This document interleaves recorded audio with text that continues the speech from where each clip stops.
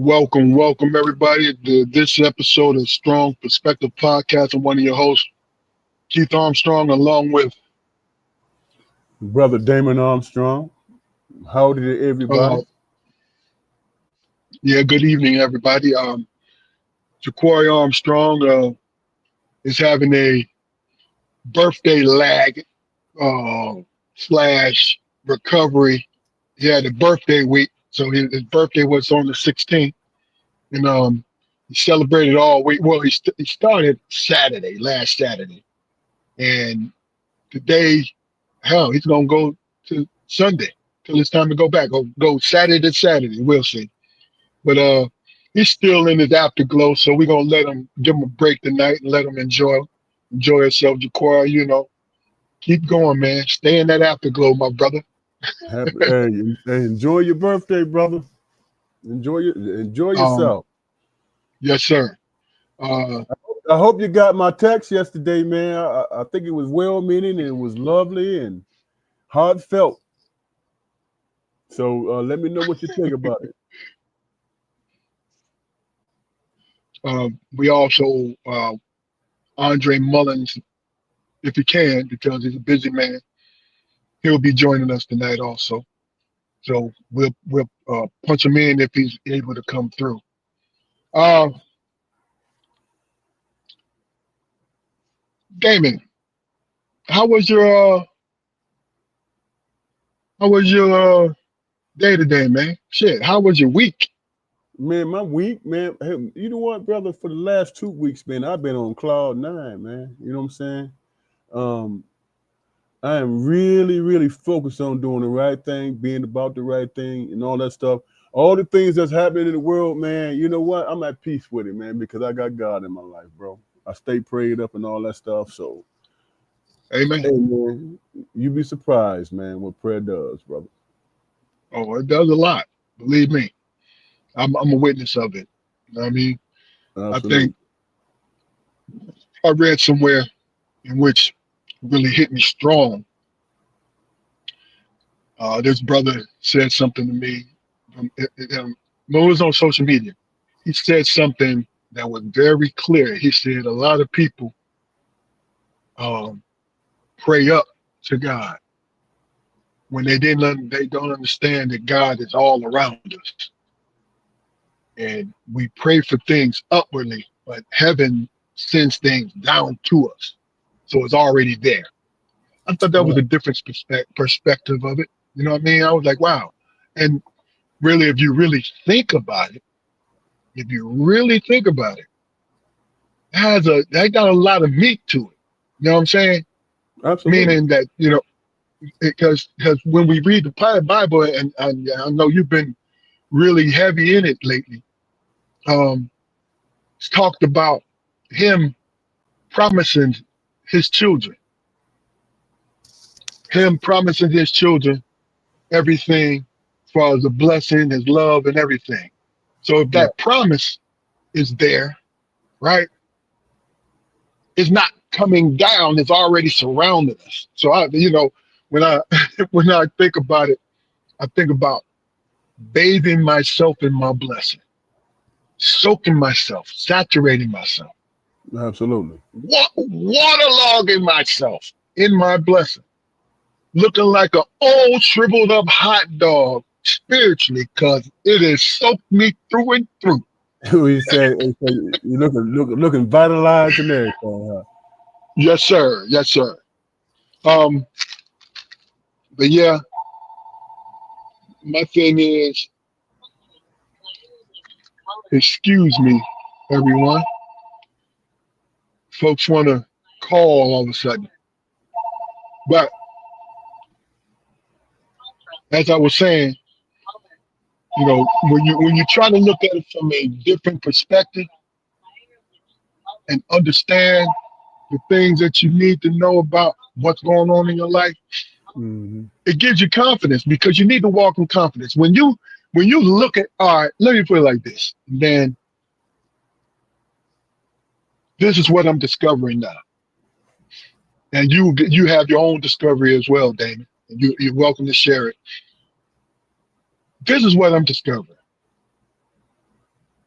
it is a difference when you picture a destination. It's encouraging, right? Because you can see where you're going, right? And it gives you strength to keep going. But to me, what really and truly what I understand is my destination would be a lot easier because I have that reinforcement around me. Right. And I already know. You know how hey, Lord, please give me the strength. But when we say, hey, you know what? If we're able to picture ourselves with our blessings, our strength is already there. It's just, we look so far ahead of ourselves, we don't bother to see beside ourselves. We don't bother to see behind us. I mean, not getting too religious, but to understand that simply is a blessing to me. You know what I came to recognize, bro, is that when I'm honest and I'm confessing my sins, so to speak, you know what I'm saying, until I come to an understanding of myself and my shortcomings, man. You know what I'm saying? I don't recognize the mistakes that I'm making unless I ask for guidance. You know what I'm saying, through the Holy Spirit. And do it comes automatically? No, it's a gradual thing. You know what I'm saying? Because you think about it, man, living the life that you live and your mindset and all that stuff, it took time to come to those things, man. You know what I'm saying? Be it a negative or a positive situation. But if you're looking for a situation where you're like, man, I need to be optimistic about life, I need to be an example, you know what I'm saying, and I need guidance, then you have to recognize the things that you stumble with in the first place. You know what I'm saying? Because you're not, I mean, does it make sense, man, to put things out there, man, when you holding on to things, man, that made you angry or things that you resent and all that stuff? You know what I'm saying? You're still in that same place. You're not growing. You're not seeing outside of it. Because once you come to that conclusion and you realize things, bro, you realize that you're not as angry as you thought you was. Yeah. You know what I'm saying? You're not as angry as you thought you was. And those animosities that you're holding on to, those are things, man, that keep you from growing. Those are the things, man, that keep you from seeing the true reality. You know what I'm saying? And it's like, once you get to that point where you're like, man, you know what? Once I get out of my own way, it's not as bad as I thought I was. And I can be an inspiration, be either through, and I'm not at that point where, you know, I can preach that word, man, but I can be that way through example, man. And that example is realizing my own issues, overcoming my own Yeah. idiosyncrasies and stuff like that. But it's like you said, I don't, you know, we preaching right now, but you know, it's a gradual process, man, and it requires patience and it requires conversation, you know what I'm saying, and honesty with yourself, you Hmm. know, and seeking out answers. And Yeah. Yeah. I'll leave it at that, bro. Yeah. Um, Talk about and what I need you to do is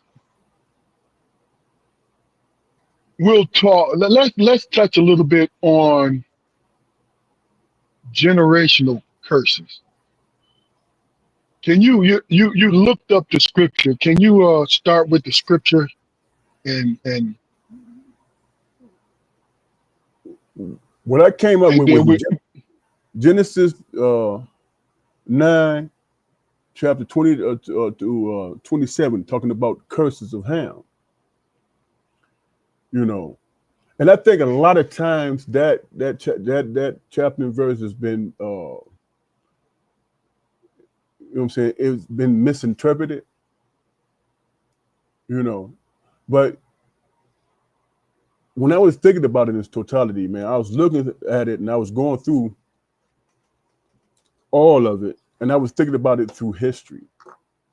You know, that particular scripture, whatever was used against black people, it was a curse because Ham saw his dad in his drunkenness, you know, in a state that he shouldn't have seen him.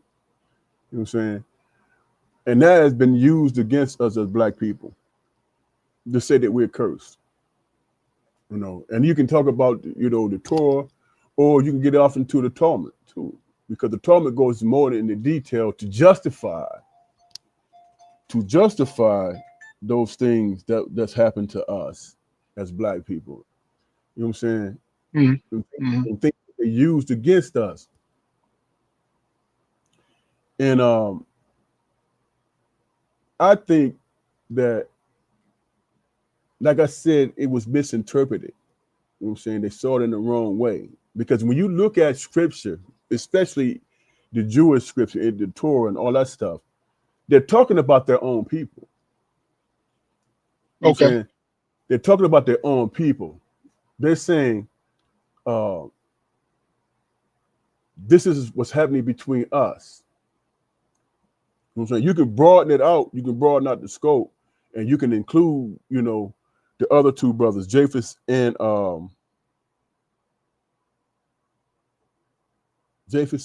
excuse me for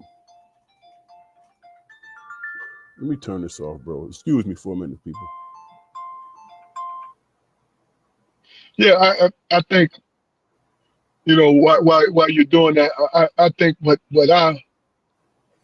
you and I discussed it, and to me, I thought, and I think we as a community has been overly, what is it, conditioned to think this because we don't get the opportunity, right? And we lean heavily on, oh, the reason why this didn't happen for me is because my ancestor did this or did someone wrong. So in a way, it kind of puts a strain. It makes it easy for somebody to want to give up. The weaker constitution to want to give up. Yeah, Now, this is, but here's my thing. This is my point. Our dad, the man that, and it's not the setup when I say that, this man that I respected everything that he said because he said it with truth and honesty.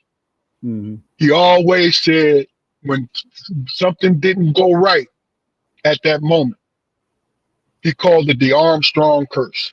Right. I remember him saying that. And I vehemently, as much as I respected my father, I vehemently disagreed with that. I said, what? Why would you say that? You know what I mean? And as strong as I felt that man was, it seemed like, and he didn't say it all the time. So don't get me wrong. It wasn't like, you know, he leaned on it when something worked. I know because we the three of us got our determination from our mother and father. They always showed us the effort. But when it was something, the one thing I understood was when it's something that he really wanted for himself, he leaned on that Armstrong curse, generational curse. And I didn't agree with that. And I'm going to tell you why. I looked at it logically.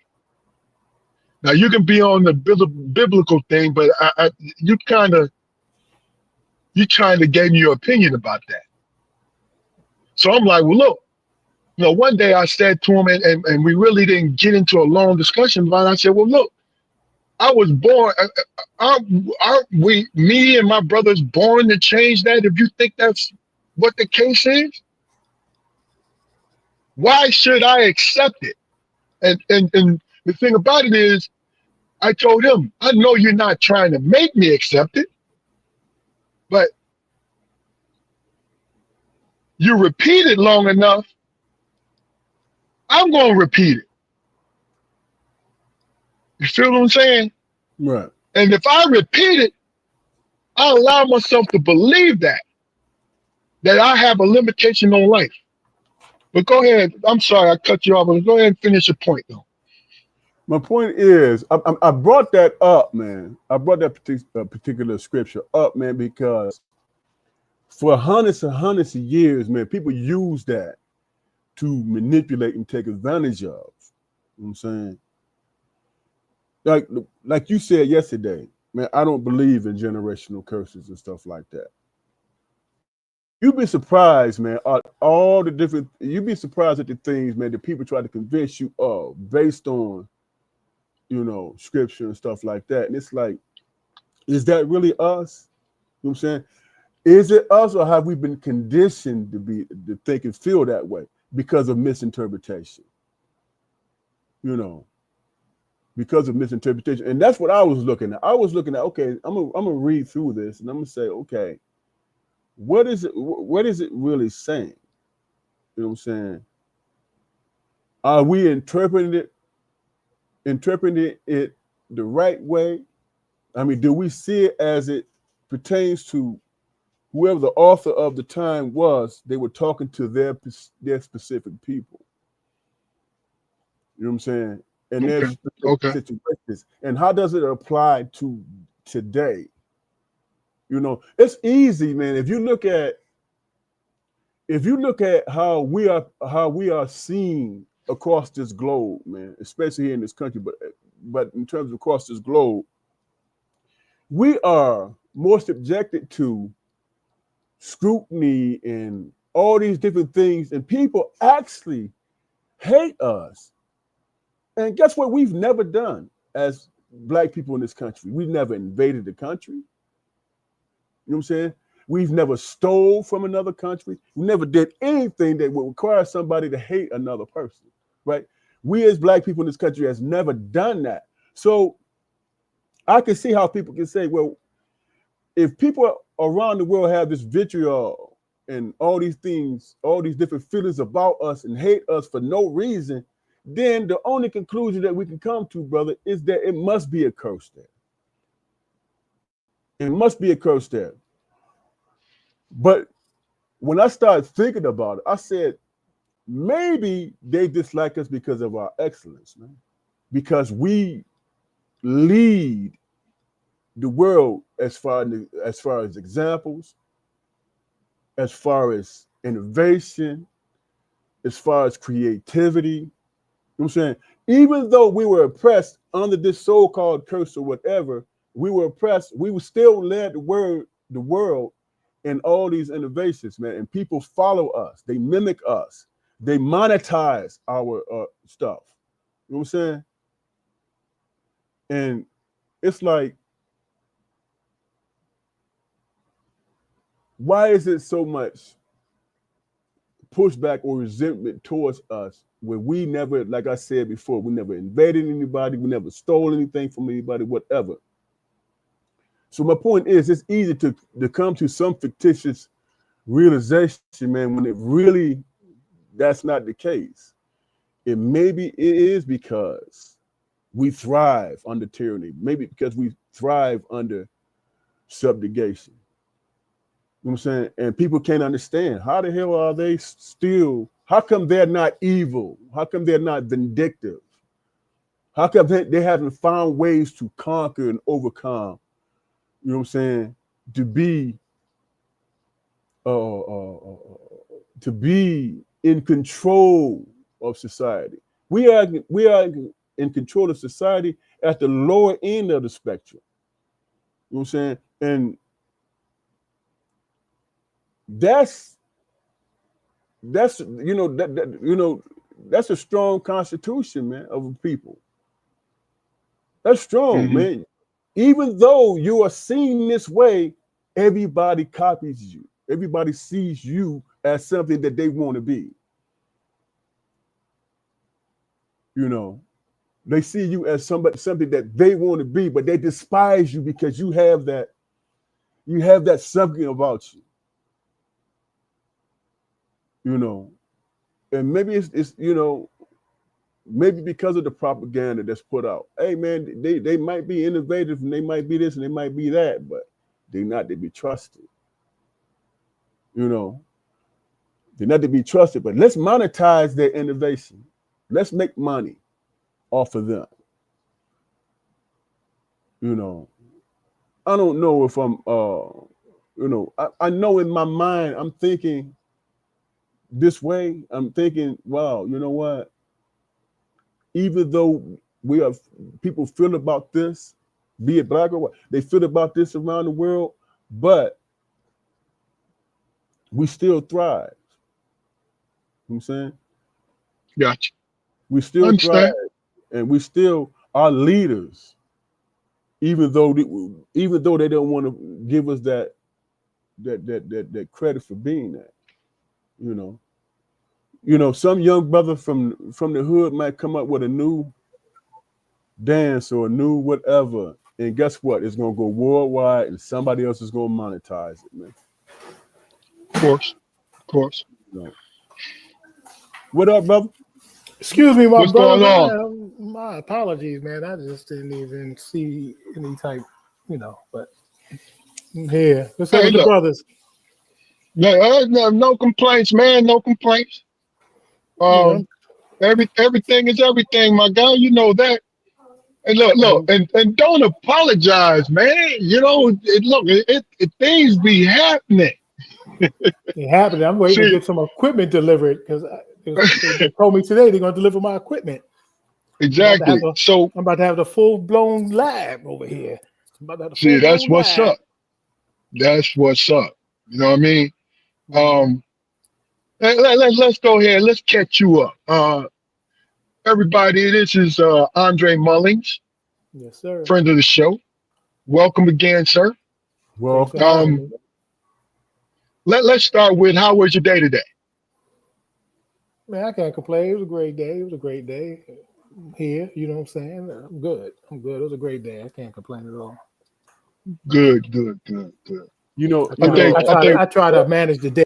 The day manage me. You know what I'm saying? Elder told me one time, you can complain all you want. That's cathartic. You know what I'm saying? Exactly. That's therapeutic. They say I'm a control freak. I want to control. Yeah. They control me. Yeah. When the old head told me, I can't complain because I ain't got nobody to listen. That told me, you know what? I'm not gonna volunteer that with anybody anymore, because if I don't got nobody to complain to, it's just gonna fall on deaf ears anyway. You know what I mean? And people don't want to hear it. People want to hear it anyway, right? People really, after a while, don't want to hear it. Of course. You only can complain for a day or two. You can't be consistently complaining about the same thing, or people gonna be like, "Oh, here this dude come." Well, I'm gonna push back. The majority will say, "Here you go again," but somebody gonna tell them, "Man, I hear what he's saying, bro. I feel you." You know that one person.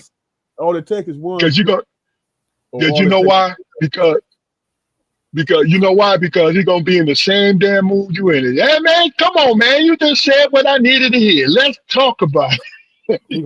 Like, I need somebody to listen to me when I need to get myself. Yes, sir.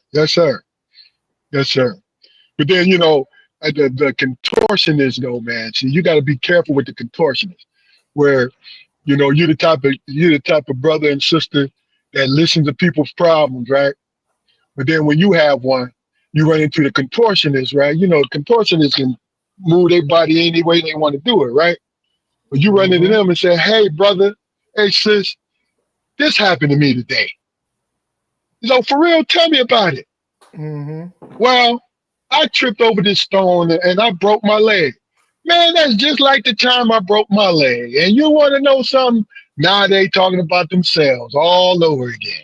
You know what I'm saying? And then when they done, they'll look at you and say, "Hey, you'll be okay, bro. It's okay." I gotta be mindful not to be doing that myself sometimes. Hey, bro. Hey, look. Thanks for being patient enough to let me get that rock out my shoe, man. You know what I'm saying? You understood, man. Thank you. I just try to be mindful of that sometimes, because like if you experience stuff, then soon you be like, "Oh," you try to relate it so that you got to understand it. And meanwhile, person was like, I just need you to listen. That's it. Hey, Hey, look, hey, Jay, Keith called me one day. He was talking about some things, and I took over the conversation. You know what he said? Next time I call you with my problems, bro, I just need you to listen. Mm-hmm. It has happened to me more times than That was a lesson, bro. Mm-hmm. let me tell you, what I conditioned myself to do. This is the truth, man. No matter what's going on in my life, if somebody purposely flag me down, call me, knock on my door, I'm gonna give them 5 minutes of hearing them out. If within those 5 minutes, I'm gonna make the decision whether or not I'm gonna bow out gracefully or I'm gonna give them another 10 to 15. That's it. Mm-hmm. You feel what I'm saying? And why I'm like that, I don't know. You know what it is? I take that back. Being the oldest of 3 brothers and the responsibility that quote unquote was put upon me, I became a problem solver. And it served me throughout my life. Like having that mentality, like looking to solve the problem. Right. You know what I'm saying? Even if I don't have the ability to do it, I look to do it because I don't like feeling helpless, man. I know that's Yeah, right. that's the most horrible feeling in the world, to feel helpless, bro. Well, It is. isn't that when that brings out the best side of you, though, man?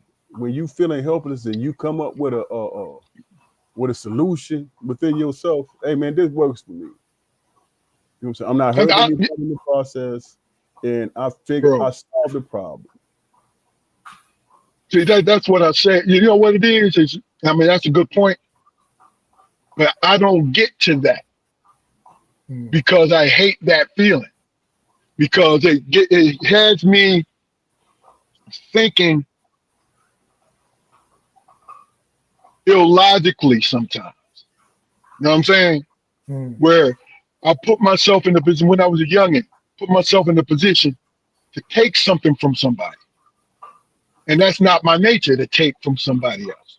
Right. You know what I'm saying? I can't stand a thief. I can't stand a strong arm artist either. Can't stand that. So when I started thinking, I try to do as much as I can before I cross into those boundaries. Feel what I'm saying? And it serves me. You know, it really do. It serves me. Because I love my mental health, bro. I do. Better.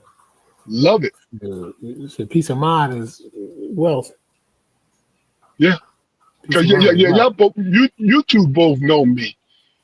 I am not a horrible, unfiltered person, but I tell motherfuckers what's on my mind. I see the because I need to go to sleep. Hey, go do what you got to do. No, I see it now. They bringing my stuff from New York. They just pulled. They got to make a U-turn. Okay, so you got a lot. I didn't even know. This was like I didn't even expect it. They were supposed to get delivered on Wednesday. Okay. Then Thursday. Then it was like today. Oh, we're gonna bring it today. And I was like, oh, but they told me they left early, so I thought I'd be done by now. And then when I ain't see anything, yeah, I see it. Okay, well, hey, look, I apologize, brothers. Please don't hold this against my credit of having another opportunity to get down with the crown. But nobody wasn't even thinking about that. I thought you was excited about it. Excited about what? Getting your packages, man.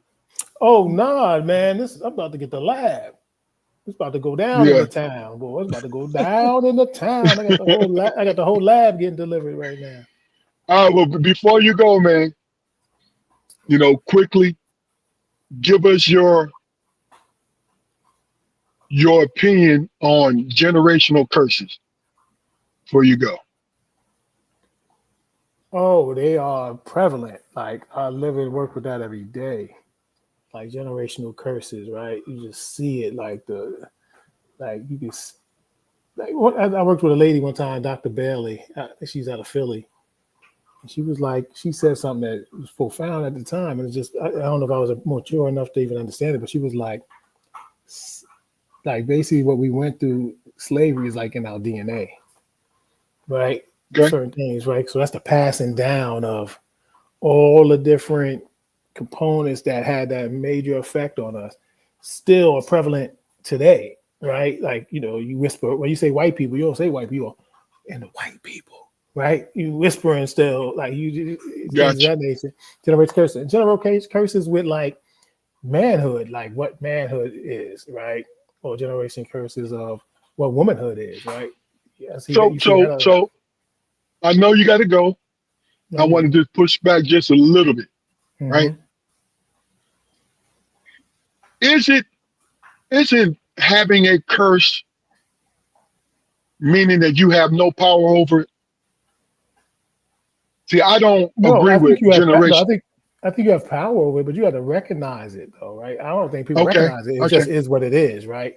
Like we're on the same page then. It's like meals, right? Certain meals. I make these meals. We do Thanksgiving this way because it's Thanksgiving, right? That might not be called a curse, but it's like things that basically happen all through your life and it's passed down from generation to generation to generation. Being conditioned, being conditioned to think a certain way. Yeah. So when it's a curse type thing, the reason why it continues to go, like they say, break the chain or break that curse, because until somebody recognizes something different, it remains the same. Gotcha. So you do have the power, but sometimes you got to recognize that it's something that might be hindering you or what have you, and that's the reason why you make the change, right? Yeah. That comes from a house of, some people come from aggressive households. Gotcha. All of a sudden they like, I'm not going to beat my wife, or, you know what I mean? Just as an example. Yeah, like, no, that's real. That's real. I ain't like when I saw that.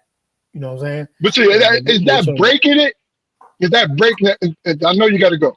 No, but individually. Real quick, is it breaking that curse, or you make a decision like, yo, what? No, hell no. I'm not going to do this to my wife. Right. You know what I'm saying? Because it's your individual choice. But you break it because now when you have your kids in your line, they might not see that, right?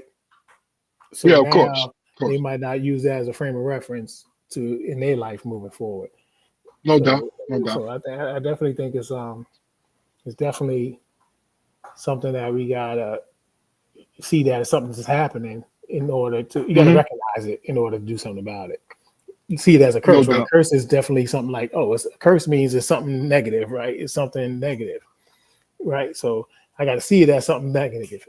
Like, you know, like I said, there's this girl that was on, she died, God bless her soul, but she was on Scared Straight, the new one, and she came out to prison. You know, she came out her little Scared Straight thing experience, and they was interviewing her. It was like, yo, you know, how was it feel being there? She was like, ain't nothing, that's jail. Like, everybody go to jail.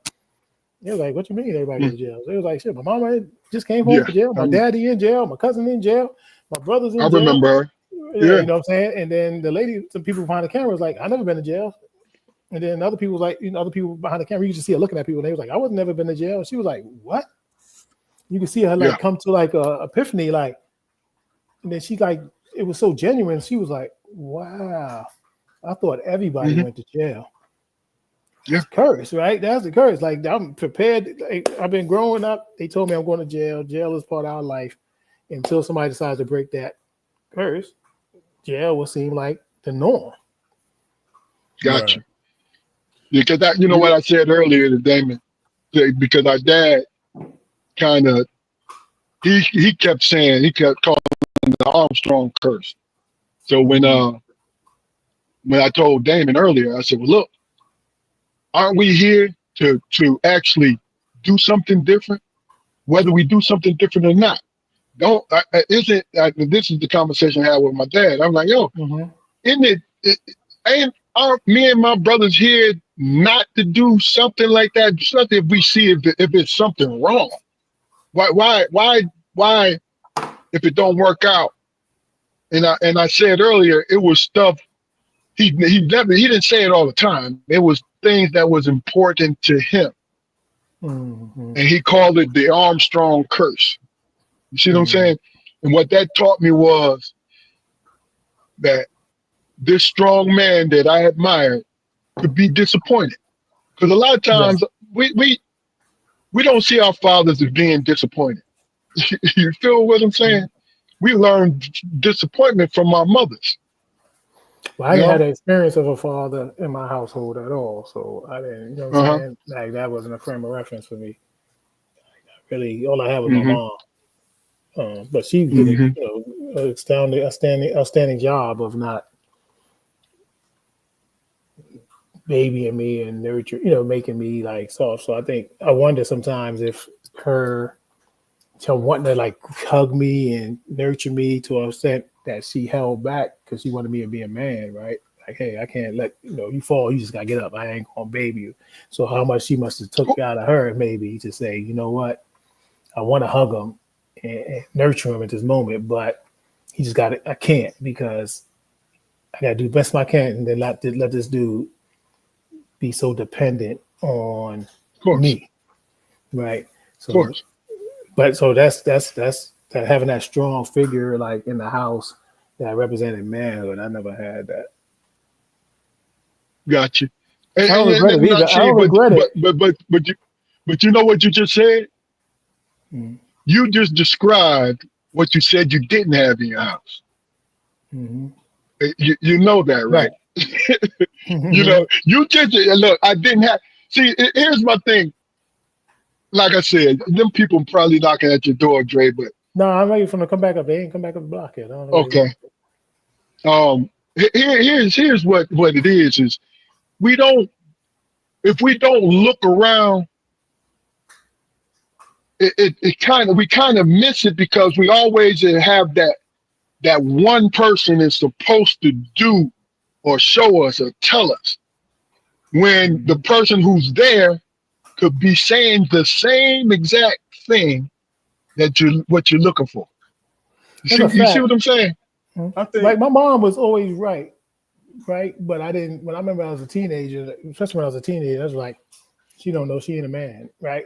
So even so now when I got older, in my mind, I'm saying she don't know she a man. But when I got older and went through life, she was right.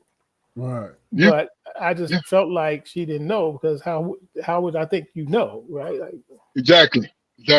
It's real because hey Damon, you wanted to say something? I'm just saying that's what we talked about last night, man. Yeah. That's exactly what we were talking about last night. How many men who are successful was raised by a single mother. You know what I'm saying? A great deal. Society has, especially in the Black community, society has this thing about, hey man, the mom and dad. It's a lot of women out there that raise strong Black men. You know what I'm saying? Who's raising strong families. You know what I mean? Yeah. My boys that grew up, most of us didn't have fathers in the household. But one thing I give about to my team that I grew up with, like there's a lot of us, all of them are fathers to their children. Although they didn't have it represented in our house, right? But I'll tell you a funny story, right? One time, one of my friends was like, "Oh, when somebody I knew, they was like, oh, my father, when I turned 13, my father made me, sleep with have sex with a prostitute, to become into manhood." And I was like, I'm glad I didn't have a father.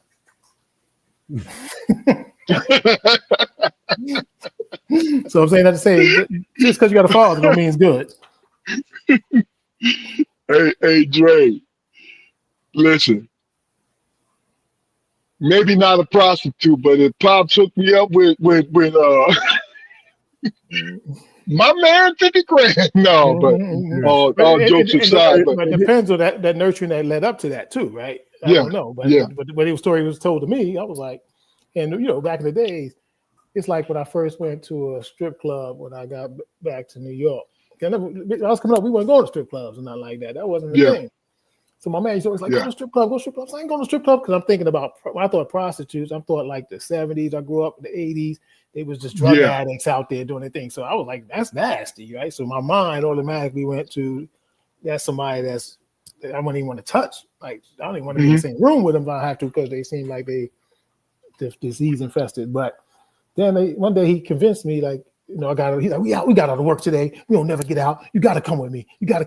So I went with him and I was like, oh, snap. It's different out here. It's a whole different look. This shit is bad. Like, yeah. it was different. You know Yeah, what? you know that. Here's the thing that was crazy for me when it comes to my. I don't know if it was your same experience, Keith, but my dad was a dedicated dude, man. Mm-hmm. He's a dedicated dude. I mean, when I first got with my wife, man, in college, 2 years, my sophomore year came around. I came home from college one day. He put me in the room. He said, "Hey, man, I need to talk to you, man." And I was like, "What's going on, man?" He said, "How long you gonna be with this woman and don't marry her, man?" I said, "It's only been." I said, "I'm in college. Probably been 2 years." He said, "Man, don't waste that woman's time. And you ain't gonna, man. You done been with her 2 years, man. You need to shit or get off the pot. Well, what you gonna do?" I'm That's trying. the real That's No what he doubt. said. That's how he came at me. He was like, "Man, don't waste that woman's time. You ain't gonna marry. You been with her 2 years, man. What you doing? Man up." And that's how I he said, always man up. been. Man up. See, I walked in Yep. my mom's room. I might have been 15, 16. I walked in the room. She said, "Come here." And she smacked my hand. Give me a handful of condoms. You gonna need these more than me. I was like, okay. I already My got some, mom but did that to nice. me Thank too. you. Thank you very much. Look, that's one thing about mothers, though, man. My Mothers mom did are that no too. nonsense when it comes to them little girls, bro, and no nonsense. No You know, nonsense. but You yeah, see, you know, Jalen, what's his name? The dude for the Jalen Daniels. His mom be trying to block yeah, all the chicks be trying to talk to him. yeah, Especially yeah. Juju Watkins. I don't know why she mad at Juju. Well, hey, I think, she need to step up you know what it is. if they get together, they gonna have some monsters, boy. Right. Yeah, I'm like, they what's are. wrong, They are. Mom? What? No, no, She you got know what it is. You know what it is because I kind of heard her interview, right? She didn't admit it completely, but she was like, "Yo, I put so much." In a nutshell, she said, "I put so much time in this boy." You know what I'm saying? Mhm. Keeping him focused to do what he has to do. And I think her project, and I don't think she ever had a problem with Juju, but it was hard for her to see another woman control him like she did. Mhm. You understand what I'm And I saying to let you? Where Juju, because she's a high caliber athlete and an athlete, right? She matches Jalen's energy, but Yep. probably even more because she's a dog. You know Yes. what I'm saying? Yes. So, You imagine what you their know, babies would look like, man? Woo. That's what I was saying. Mom Duke, because the other day they had to get they snuck in a little handshake when he was out there in LA. Yeah, I Like he saw snuck a that. little handshake in. You know what I'm saying? Like, hey, let's do this quick. Mom Duke looking. You know what yeah, I'm yeah, yeah. saying? He loved his mother because for his mother to have that much control over how he act around women, he Mm-hmm. loved her to death. Hell You know what I'm yeah. saying? Yes, indeed. You know, because it was funny. And you know what it is? I think because she was, especially when it comes to football mothers, basketball mothers, you know, they're different. You know what I'm saying? Because they understand the smooth part of the game. Because, you know, in the AAU circuit, they know how to navigate, and, flirt with these coaches so their kid can get, they know how to do all that, right? Football mothers are no nonsense, keeping them focused because that's a monster sport. Mm-hmm. They son they Focus. gotta be monsters. You feel what I'm saying? And Can't come out there half stepping no day because that'd be the last day. yeah, exactly. Mm-hmm. Exactly. That's a So fact. yeah, and look, And he's trying to get into that next contract. Like you got to chill until you get that off that rookie contract. Then we can let him give you that $60 million a year. By the time he get it, $65 million a year. Once you get that $65 million a year, then do what you do, my dude. Make sure make sure you just got your affairs in order. But she's trying to get to that I don't next think step. I don't think she's ready to release him yet, to be honest with you. But it is what it is. Yeah, sometimes you gotta watch because some women I don't know, they be kind of like I don't know, like I don't want to date their son, but they kind of like don't want to nobody's good enough for their son, and they just try to just like model him as for somebody they want. Like And you know, man, you know what? I respect that, but if it's overboard, man, mm-hmm. if it's overboard where you You raised your son. So if he, I'm joking a little bit with this though, but if he is attracted to a slutty woman, it's your fault because you raised him. No, you can't control what you can't control what you like. You only control what you do about what you like. Right? Yeah, it's so. But y'all do understand my point though. You know what I mean? It's my thing is like what I understood. Yeah. You know, look. You better. She better watch. She better watch her best friends. Is what she better be doing because they got little secrets. That's Hello, it. holla if you hear me. That's it right there. That's what he's trying to show him. Look, man.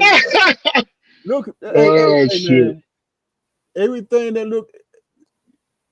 I think that she's trying to say, look, man, you my son and you a little naive, man. You know what I'm saying? And I don't want you to get caught up. So I got to be there. I think that's where she at with it, bro. But let me tell you what's so funny about it is because he started quarterback at 2 colleges, man. He's smashing the town unless he just ain't into that. Like that. See, that's the thing. I think Jaden got to pull the wool over his mother's eyes. Be honest with you. Well, he doing his thing, man. Yeah. He doing his thing, but here's the thing that I think most people don't recognize, man. When it comes to these athletes and stuff like that, they've been pampered their whole lives. And number one, and first of all, number two, they're the most naive brothers in the world, man. Mm-hmm. You know what I'm saying? No. You be careful now. You be careful because the three of us are athletes. And were we naive? You feel what I'm saying? I don't think all of them are. My point is, y'all have known some brothers that was athletes. Y'all knew this, like, man, this is the corniest brother I've ever met in my life, man. Yeah. So you tell me you ain't never had that experience. Yeah, that's a fact. Yeah, that's true. That's true. You know that's I agree with that. But see, they come into a whole lot of money and stuff like that. The world coming at them, trying to manipulate. You know what I'm saying? But so she probably that mother like, I can't let that happen to my son now. How many of these brothers, man, made millions and they broke now? That's what I'm saying. That's how sometimes that's why they don't become successful and they could have been so great at one level, but they can't maybe go to the next level because of all the external stuff that's really taking part, right? Versus the game, right? So other things take away from the game, right? I'm out here running around instead of me I respect that. I'm running the streets. Yeah. You know, I'm chasing, I'm trying to, I'm trying to knock everything in town down. I'm doing, I'm out. Yes, sir. You know what I'm saying? But how do you so how do you and we drifting off. I just want to get this real quick. How do you prevent that? If you know that your son or your daughter has those proclivities, how do you head it off if you can? Is it possible? I don't even know if you can when they get to a certain age. They just gotta kind of start figuring it out on their own. I think like we did, you just gotta figure it out on their own. And sometimes you gotta just give them the space and just be there for them to figure it out, right? Because you push them too much, you just push them away. They like, you know what? I don't call mom, I don't call dad no more. I ain't gonna talk to him about it. You know what I mean? The next thing you know, you're not in the know. Like my daughter, right? This little boy in the school, she kind of complains about it. Like, he kissed me on the forehead. He do this and the third. So I'm like, all right, I'm getting heated though, right? So I'm like, we already told the teacher, move him. But now y'all got to do something about this, right? Like, I can't do that to the little boy, but I'm like, his parents need to know because he shouldn't be behaving like this. And y'all got to do something about it. But I don't want my daughter to know that how I can go.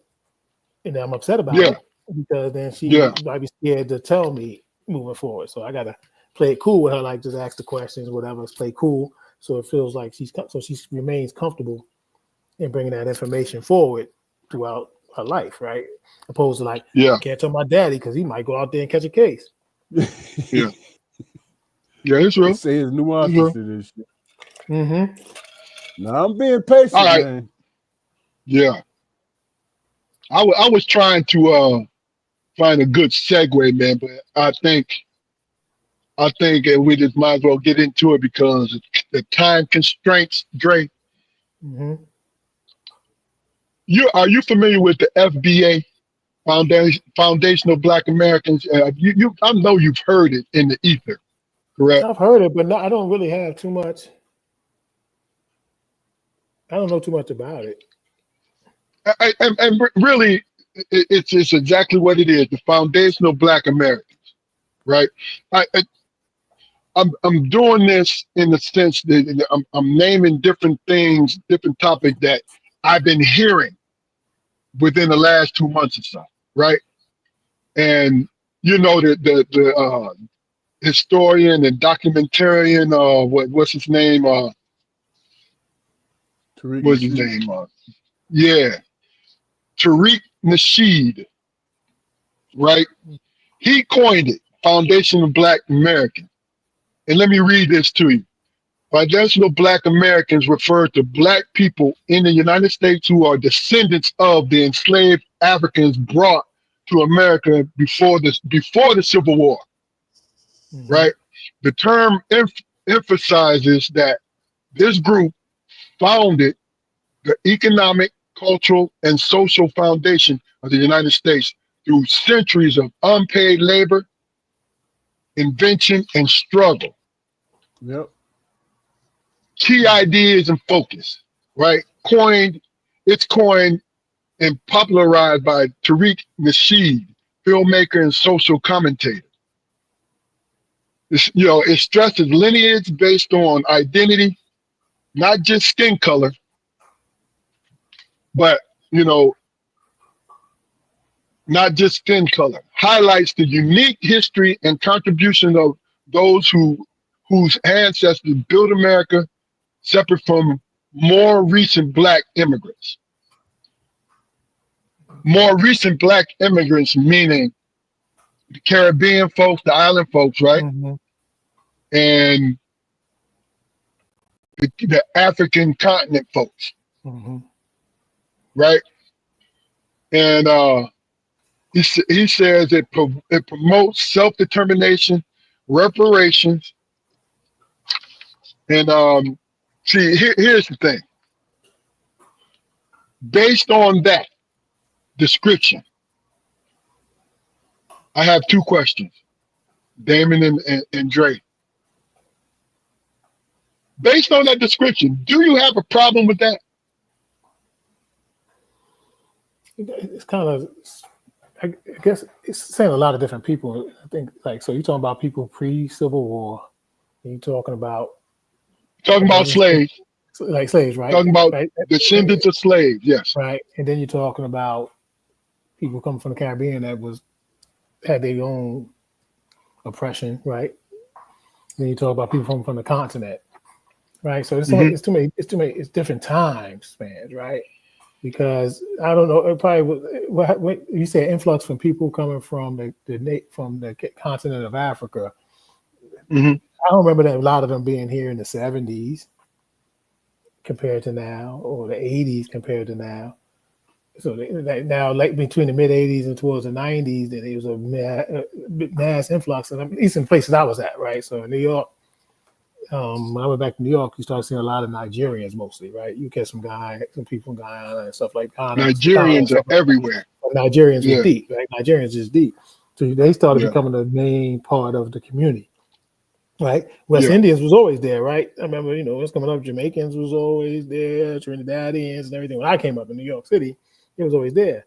I remember when Jamaicans a lot of them wasn't as claiming Jamaica as much until like the mid 80s, when they really, they was in their house like that, but they wasn't outside like that because maybe they got teased or something like that. It's a funny town. But once they got the oomph in their heart, then it was not their heart, but they got the shower pots, then everybody's like, I'm Jamaican, boom, boom. Oh, I didn't even know you were Jamaican, son. I knew you for 15 years, man. You Jamaican? Yeah. Because I never been to your house.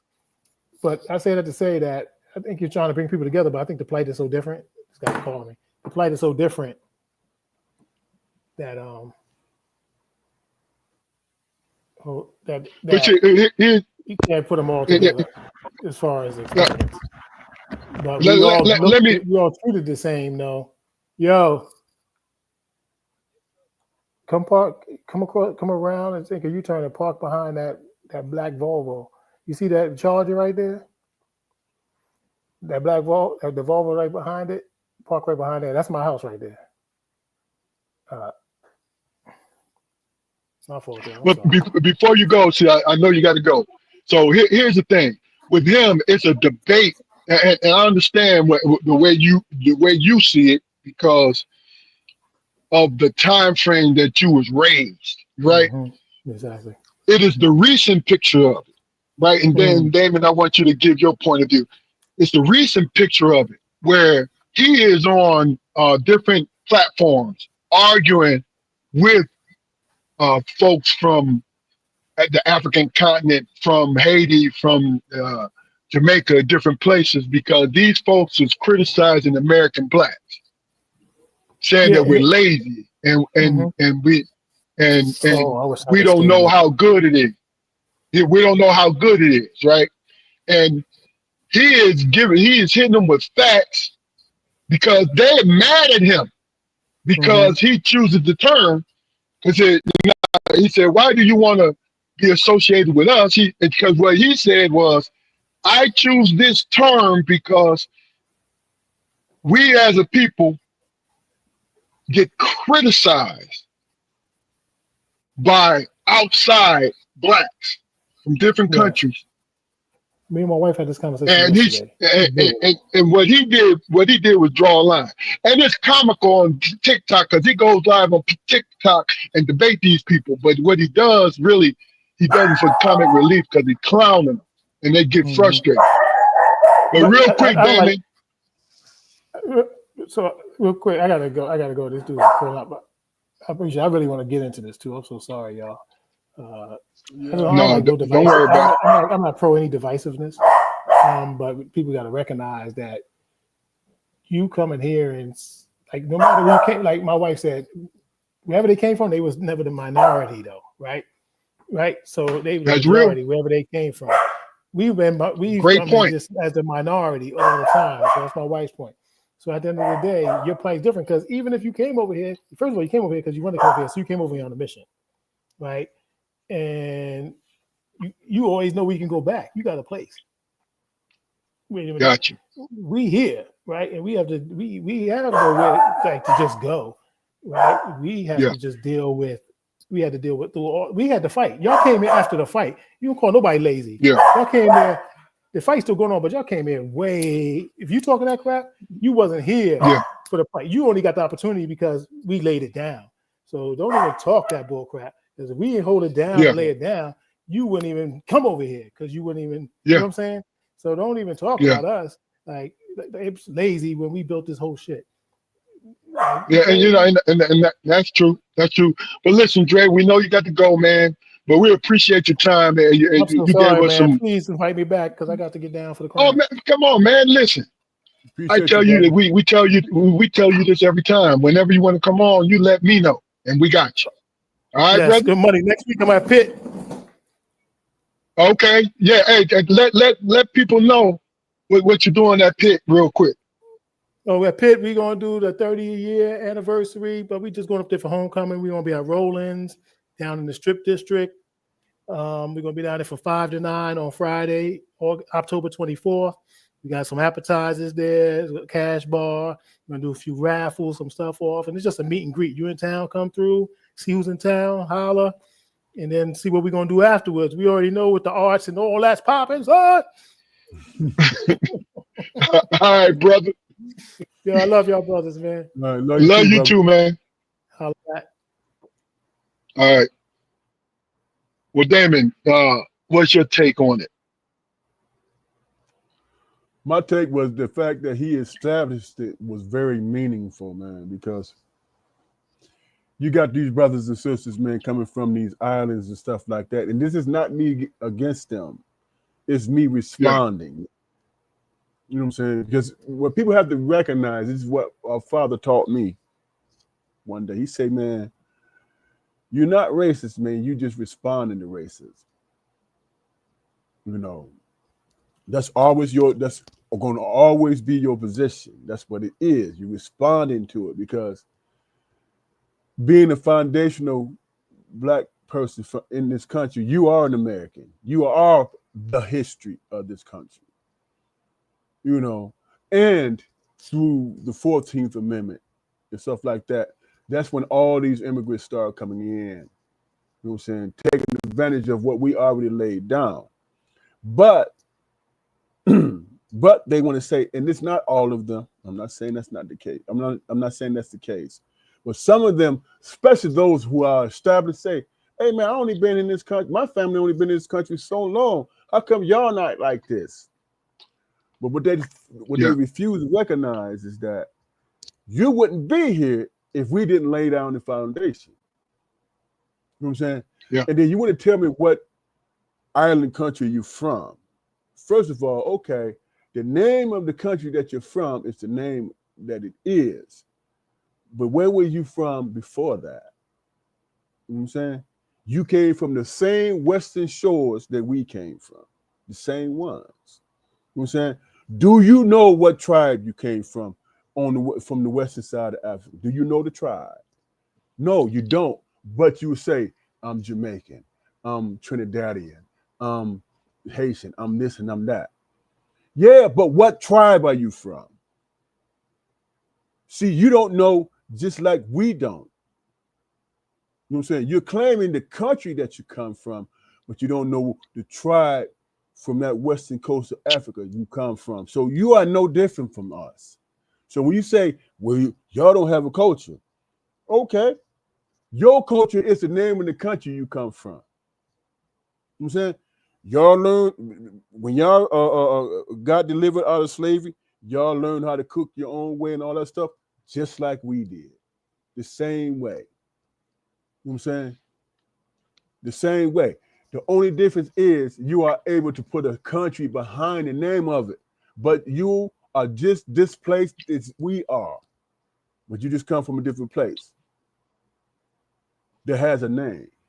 So don't say we don't have a culture. And don't say, well, my family's only been in America 1 or 2 generations and look where we at. Keep in mind, the only reason why you had the opportunity is because of our blood, sweat, and tears. You know what I'm saying?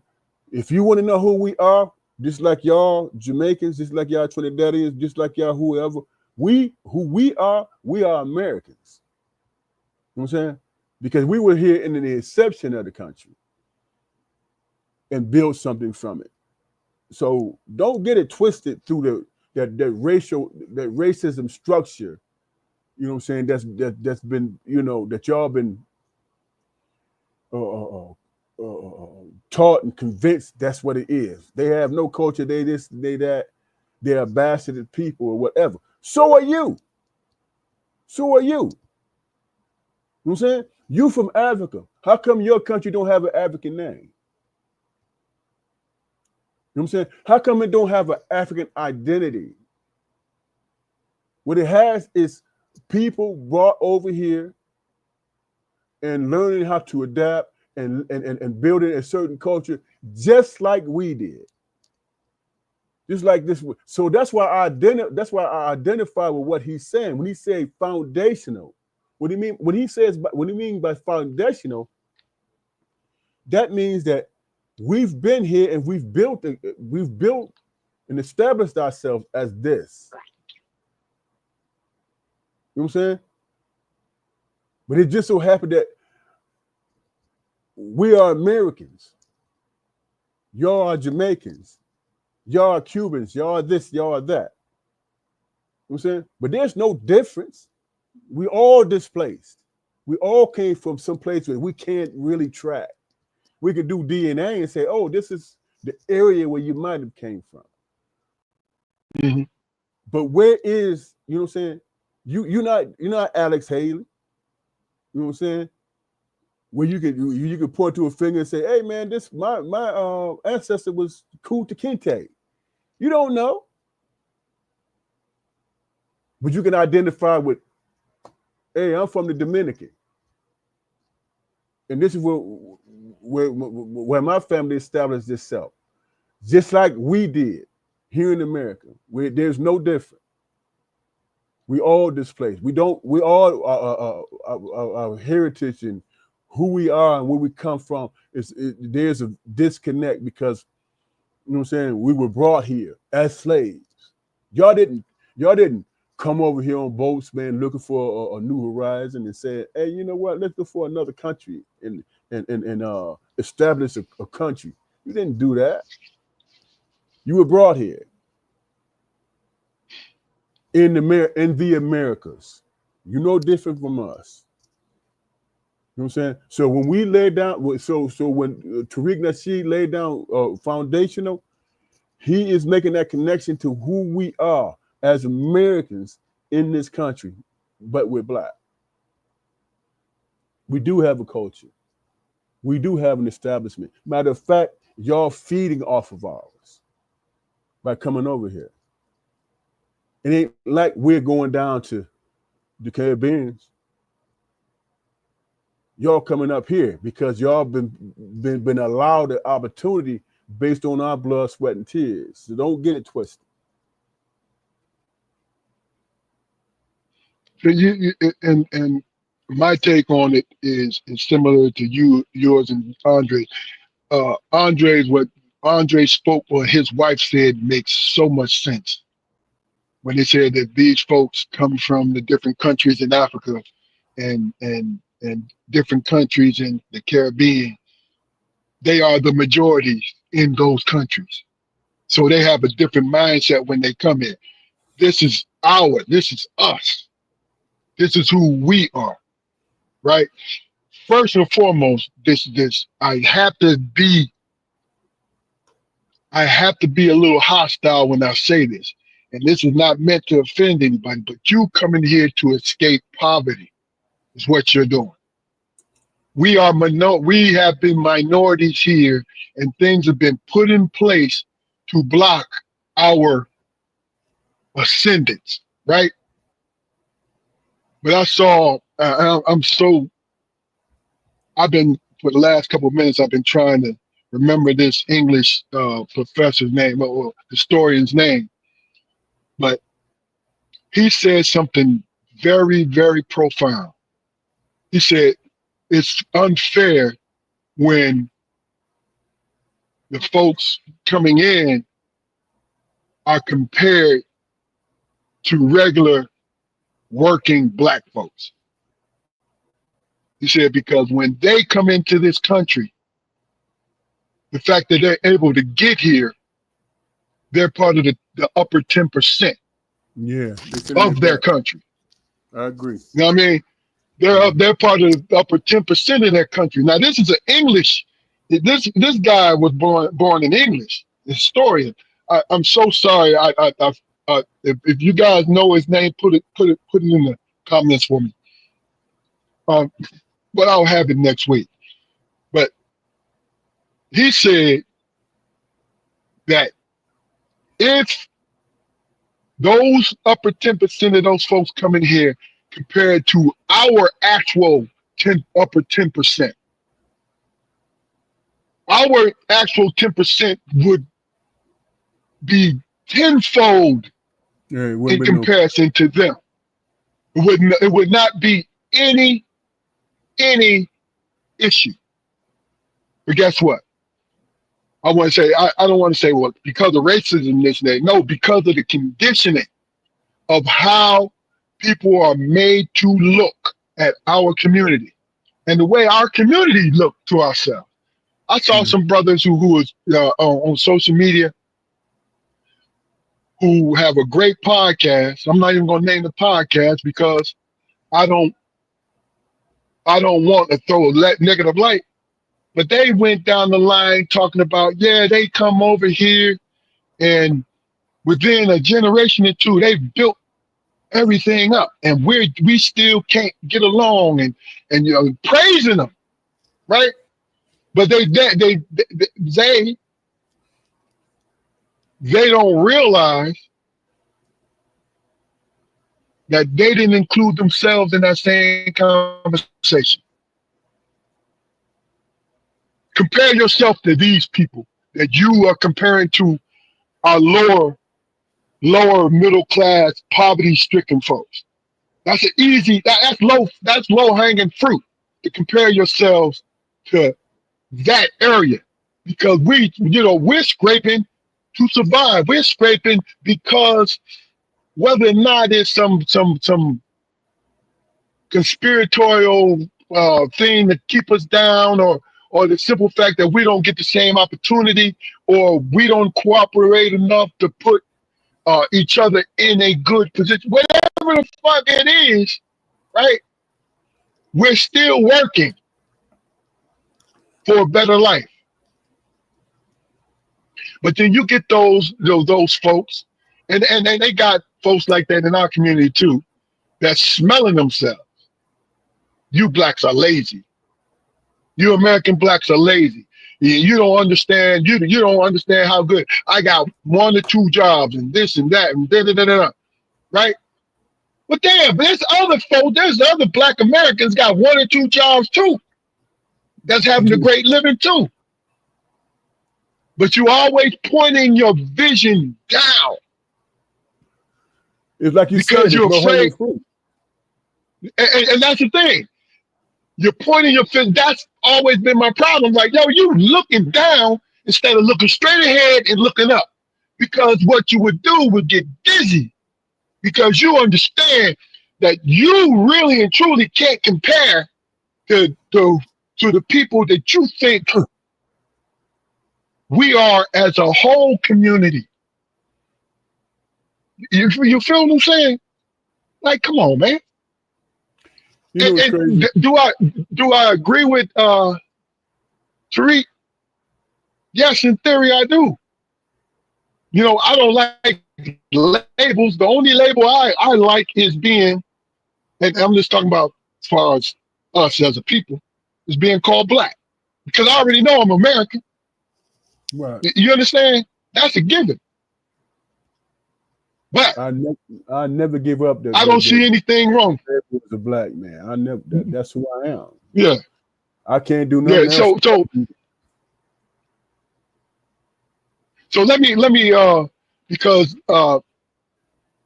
this is a theory with Tariq, right? And this is the movement. Let me read it to you. American Descendants of Slaves, ADOS, right? The definition is American descendants of slaves refers to people who are direct descendants of those enslaved in the United States. Direct descendants. I don't know how you're going to prove that, but you can. The term was introduced by Yvette Carnell and Antonio Moore, who started the ADOS movement. Key ideas and focus. Calls for specific reparations and legal recognition for the group whose ancestors were enslaved in America.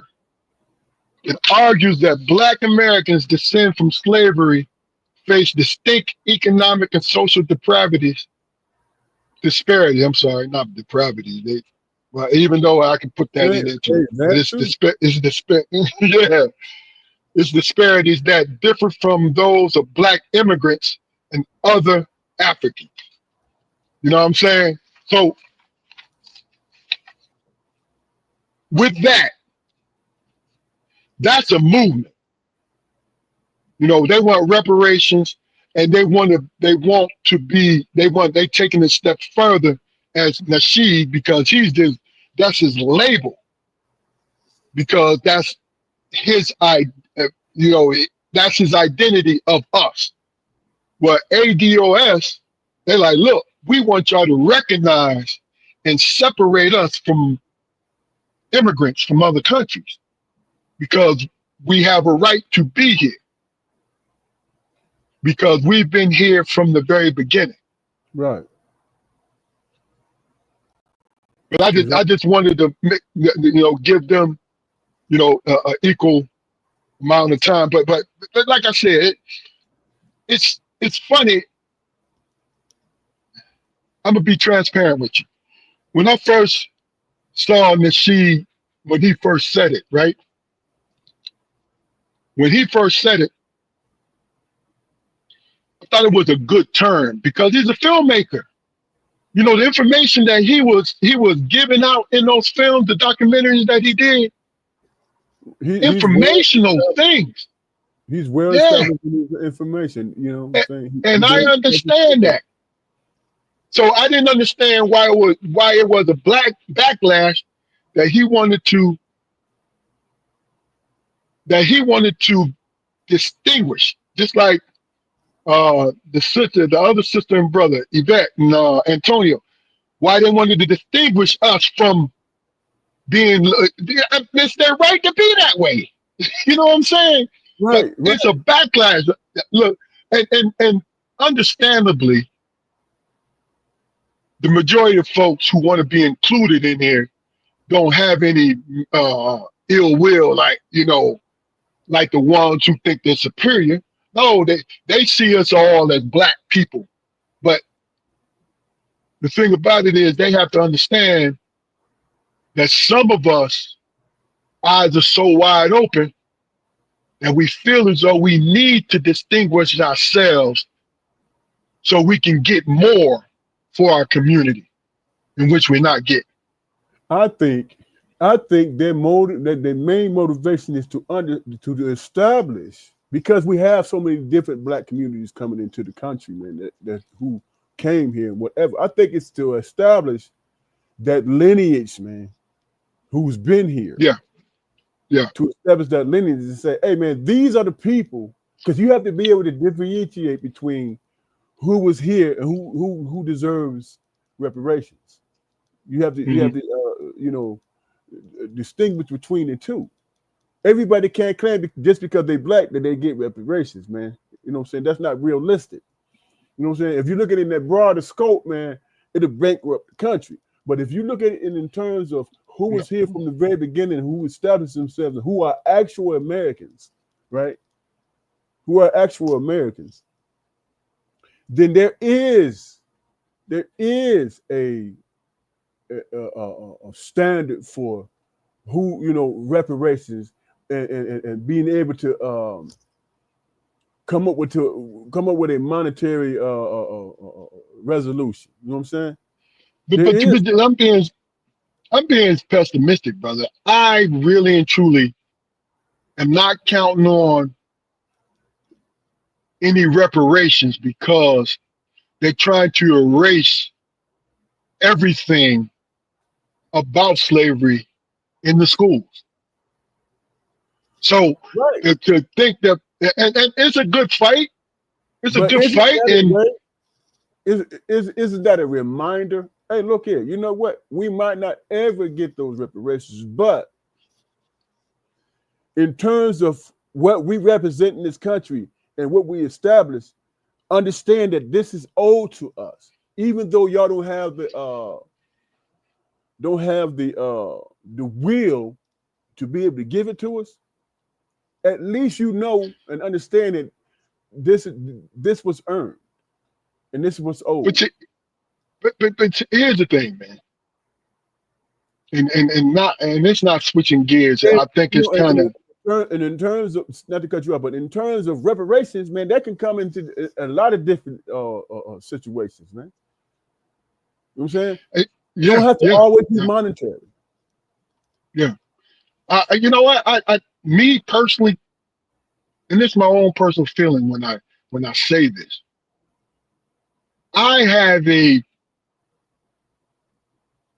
when it comes to reparations, if you put it in my account, I'm going to spend it on my family, right? But my thing is, we have always waited for the government to do something for us. The one person, the people that we needed to convince that we needed support is ourselves. We do not support ourselves, man. But we've been doing that to a certain degree. That's why our annual yearly we spend $1.6 trillion in this country. It's going out. It's not coming in, brother.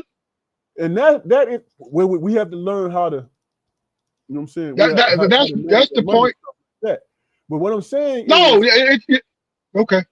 What I'm saying is, in terms of the government, you know what I'm saying? Out of those people who spending those $1.6 trillion, how many of those people paying taxes, man? I get that, man, and I'm gonna let you. I want you to get that off, man. But I don't want to leave here without this. Our dollars is going out. It's not coming in.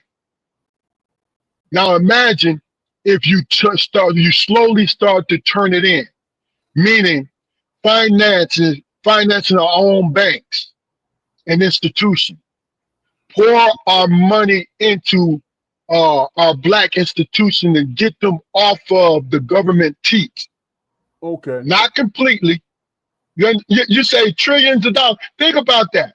How? And it's all going out of our community, bro. It's all going out. But how many? When it comes to small business loans and stuff like that, how many of us are getting that? I'm saying, how many of us are able to establish banks in our communities, insurance companies in our communities, or whatever? It's easy to do. It's easy, not quote unquote easy to do, but you can establish banks, man. Because there's too many black banks. You can establish banks, but how many people know that these banks exist? Those apparatuses are not put in place, man. But look, the people. We're not even talking about the historical No. I'm talking about that. They're black. No, and really, they're valid points of what you're bringing up. I'm saying you understand my thinking when you slowly turn it back into it. Like, how many people know about the black bank? There's enough people know about the black banks that they're still in business. They're still viable. They still give out loans. Now imagine those trillions of dollars. Hell, throw $1 billion into the banking institutions, right? Throw them into that, the black banking institutions, right? So they can establish branches and doing all these different things, right? Guess what's going to happen? Like, I'm oversimplifying it, but see, here's the thing. We always think out. We don't think coming in. We're spending out. We're spending our money out from us. We're doing that, man, because it's convenient. Yeah, I agree. It's convenient. Hey, man, it's easy for me to go to this Walmart over here because it's convenient. Plus, you know what I'm saying, it's affordable or whatever. You know what I'm saying?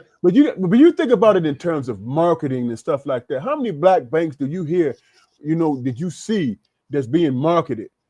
You know what I'm saying? How many black banks?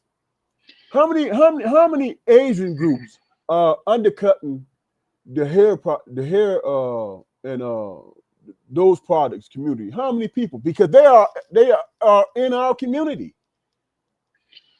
Yeah, but look, but the thing about it is, if there is a co-op, a black co-op to come together. Well, isn't Atlanta right? And I'm being. Go ahead. And guess what? There are women in Atlanta, black women in Atlanta, that's wealthy because they were able to parlay and get the contacts to do what? To establish something coming in. See, that's my point, bro. It's a simple fact that we cannot, in my opinion, I'm not going to ask someone, and I mean this with my heart and soul, I'm not going to ask someone who only about money to sacrifice a piece of their money. You want to know why? Because they'll have every reason. Hey man, what am I going to get out of it? You understand what I'm saying to you? And that's part of it, bro. But all I'm saying is, when's the last time you saw Afro Scene commercial, man?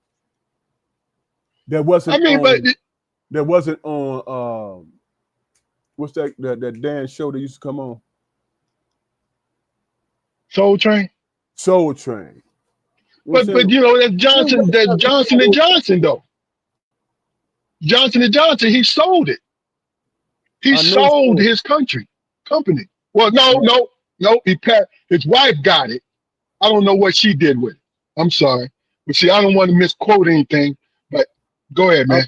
I'm just saying, on a national scale, when has you saw a black country being a black company being put out there on a national scale? When's the last time you saw that? Well, I mean, I'm sure it's some out there though, bro. As opposed to when we were growing up in our younger days, we saw them all the time. You know what I'm saying? We don't see them anymore. There's no black national bank that's on a national scale being put out there, being marketed like that. You feel what I'm saying? That's not happening. Bro, I mean, you understand when we was seeing the Johnson and Johnson and all of that stuff, it was only one. And Afro Sheen, it was only two. That's all we saw on a national scale. And we don't know who's in charge of these different companies, what black person, what's black owned or whatever. You know what I'm saying? I get that. I'm not disagreeing with you. I just think that if you really and truly, I just think that it is the key to all of what we're doing has to do with not a major part, but a big chunk is choosing to cooperate with each other, whether we like each other or not. Well, we have examples out there now. Look at Target. You know what I'm saying? Look at Disney and Hulu. You know what I'm saying? Our dollars are being divested from that. You know what I'm saying? People are just unscribing and stuff like that. So there are examples of us being unified in that aspect. Yeah, but bro. But you got that's my. Go ahead. But that money is not going to. See, I'm not, and I don't want to critique these places. So that's one thing I'm not doing. But I'm saying to you is, we're boycotting these folks and doing all these different things, right? Right.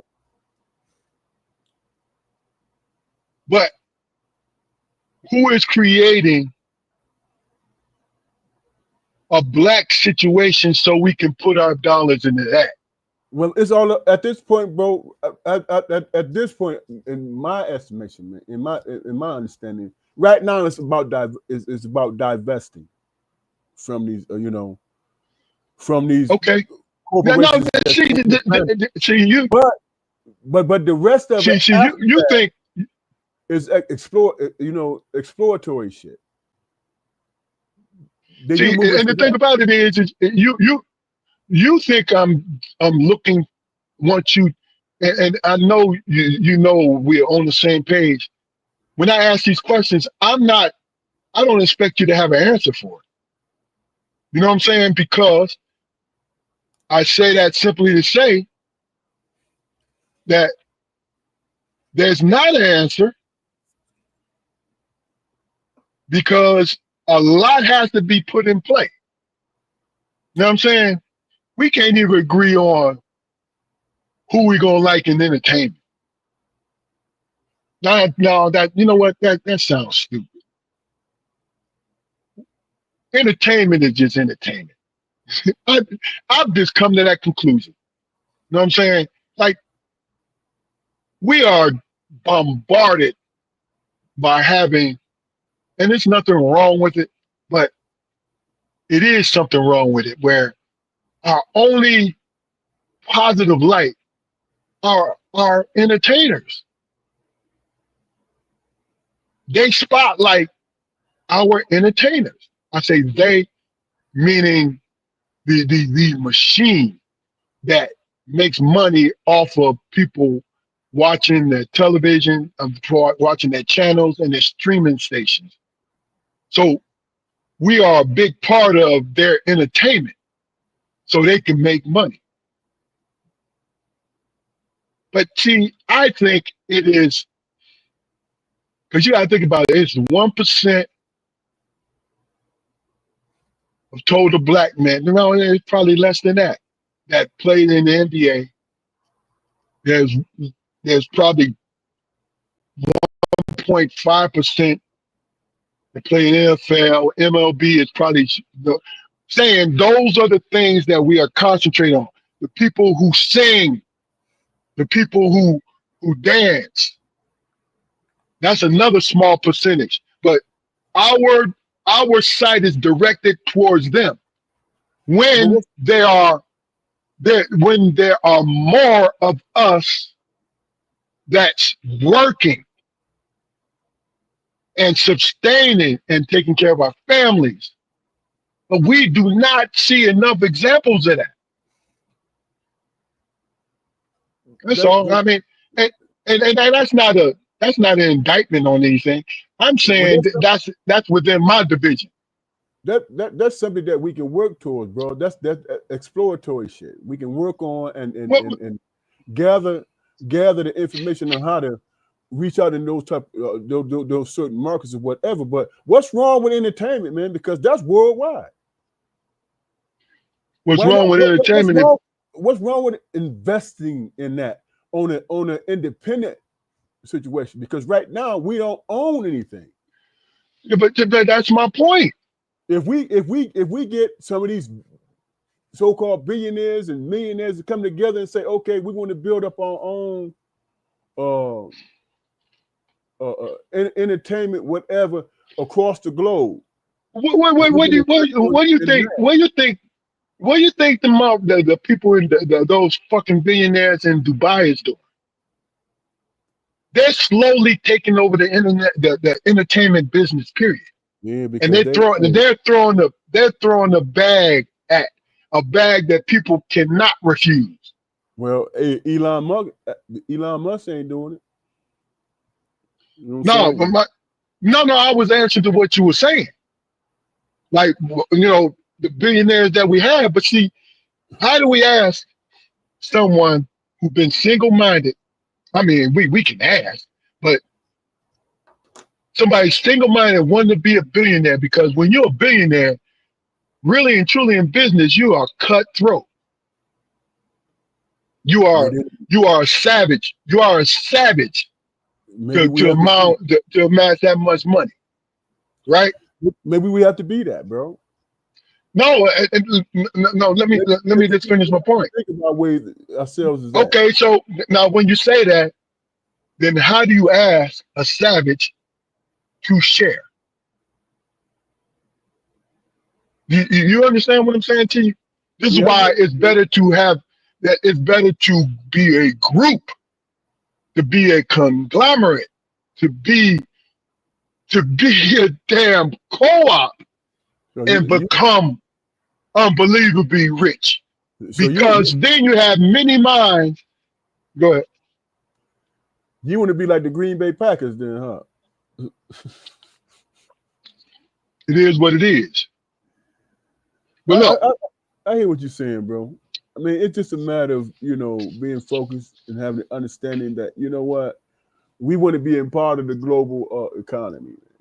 We as Black people in this country have to decide whether or not we want to be part of the global economy. And we got to start from the base first, though, bro. In order to be a part of the globe, because you see these other folks, these other rich Black men and women, right, wealthy, what they do is they attach themselves to the already established, right, which is predominantly white and Asian and whatever that's up in those upper crust, because they attach themselves to it to become wealthy.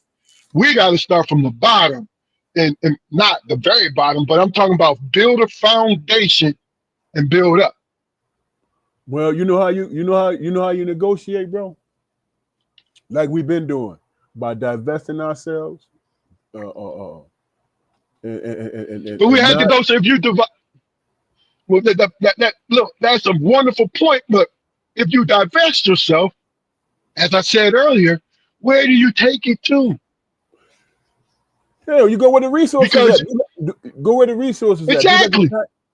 Do like the Chinese. Go over to Africa and say, "Hey, man, go to what's my man over there and what's his name? The brother everybody want to assassinate because he taking control of his country." I know what you're talking about. Yeah. Go to him. His country got a whole lot of natural resources. Take a group over there and say, "Hey, this is what we're trying to do." Exactly. Because guess what? That's what works. That's what gives you respectability. And guess what? You gotta have something to negotiate, bro. Plain and simple. And that's the truth. Because a whole lot of money is a whole lot of people's god, bro. Yeah. And resources. Okay, so let's do this. Last question of the day.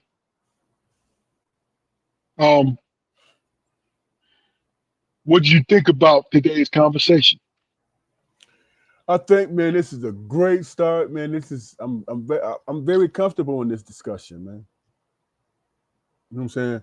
Because it allows me to not be mundane and just go with everyday life, but it requires me to think outside the box, man. Right now, I'm thinking about what me and my family can produce. You know what I'm saying? If we put our heads together, we all got degrees. What can we do? You know what I'm saying? What ideas can we come up with? Where can we get in on the ground floor and build from there? You know what I'm saying? And I had the patience. I have the patience. I just got to convince the family and say, hey, okay, let's start somewhere and build from there and make it generational. We'll make it generational. And that's that's a very real situation. It is. Think about all the knowledge, man, that you and your wife have. If y'all decide to say, okay, hey, let's come up with an idea where we want to start. Let's build something. Let's invest in something. You know what I'm saying? Yeah. I'm sure y'all could come up with something. You know what I'm saying? And make the investment. Yeah. I think it's been a great discussion. I wish Dre, when would life be like? Dre, his short time with us, he brought up some very good points, very insightful. And I appreciate you coming on, Dre, and great job. And you're always welcome back. Everybody who's been on, you're welcome to come on anytime. Let me know. You know, the ones that Damon invited on, let them know. Let Damon know that you want to come on. And we're going to have you on. Ladies, and folks who's looking at this and have a particular young lady and or a woman in mind that would have great things to contribute to this podcast, come on. I was talking to, and she's going to be on, Dana Roberts Ross, which is a dynamic woman, Pitt grad, dynamic. I talked to her last weekend, and she said she's interested in coming on. But she said to me, she said, well, I thought it was just for guys. Right? I said, no, not at all. I said, it's for women too. I said, we had a number of women came on, but we ran out. We ran out.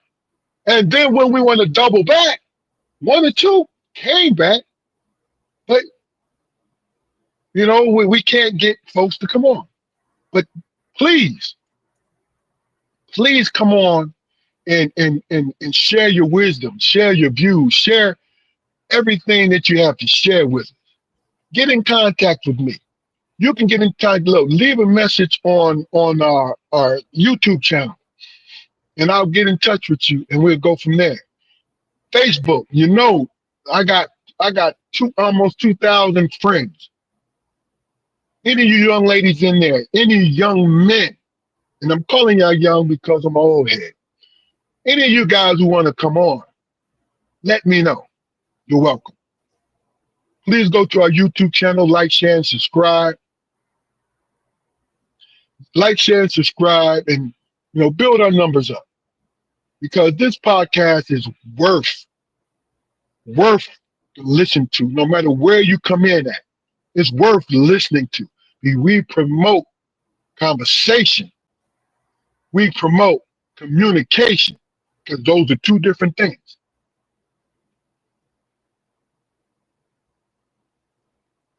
Last words, Daniel, before we go.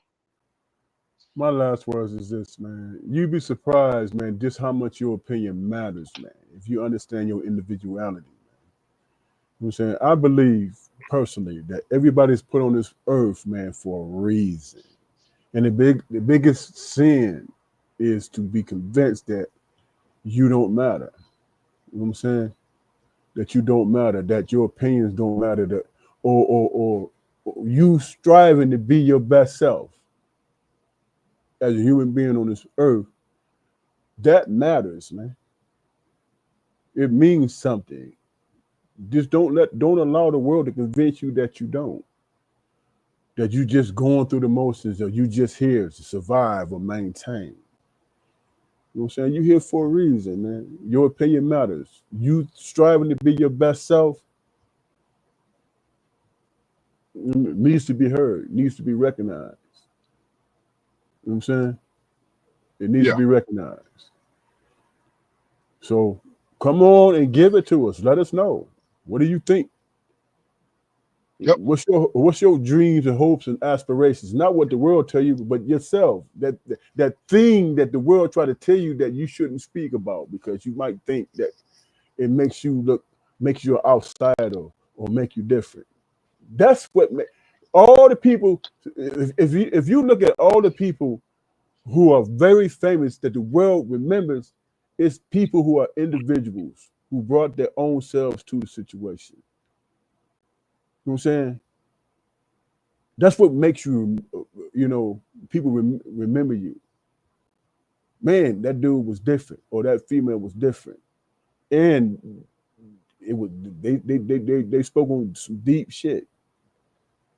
Be that, not what the world dictates to you. That's sinful. That's the world's biggest sin right there. Not recognizing your purpose. That's God given. Be brave enough to express it.